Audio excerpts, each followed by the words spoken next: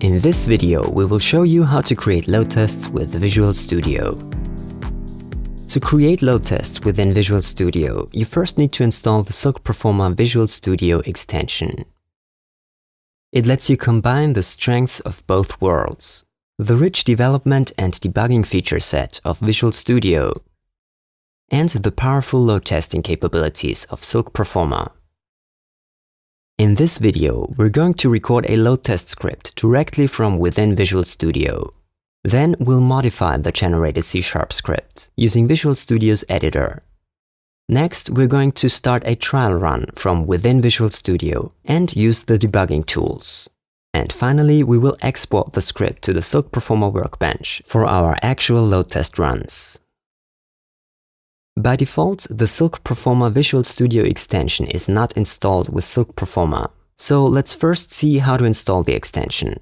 In your Silk Performer installation directory, which should resemble this path, open the folders Templates and .NET, and double-click the extension installer. Now we can start Visual Studio. We create a new project using the Silk Performer template. The model script dialog displays, which means that we can now record scripts directly from within Visual Studio.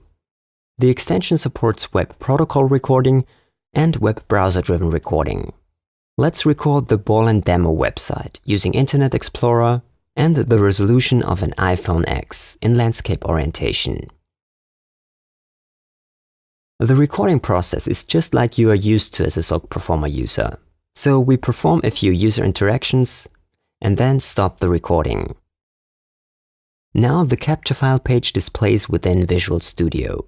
You can apply the various filters, recording rules and other settings, just as you are used to from the workbench. Now when we click Generate Script, the extension does not create a BDL script as you might expect, but a C# script. So we do not have to leave Visual Studio for the whole script generation and modification process. We can now make use of the full functionality of the Visual Studio editor, like collapsing, zooming, syntax highlighting, or using IntelliSense.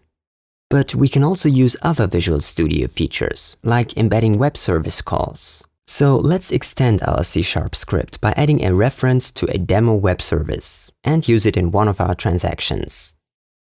These few lines of code will return a number of cities and display them in the Silk Performer output window.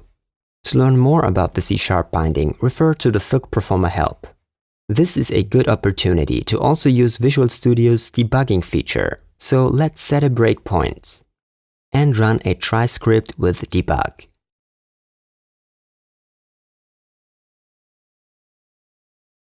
We can see that the web service delivers a number of cities. Let's further extend the script by writing the cities into the true log. And then start another trial run.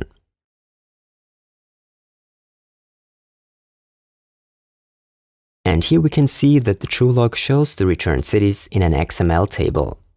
Now that we're done with creating and debugging our load test script, we can export it to the workbench. So let's click Open Silk Performer. The exported BDL script is just a script stub that connects the BDL script to the C# script.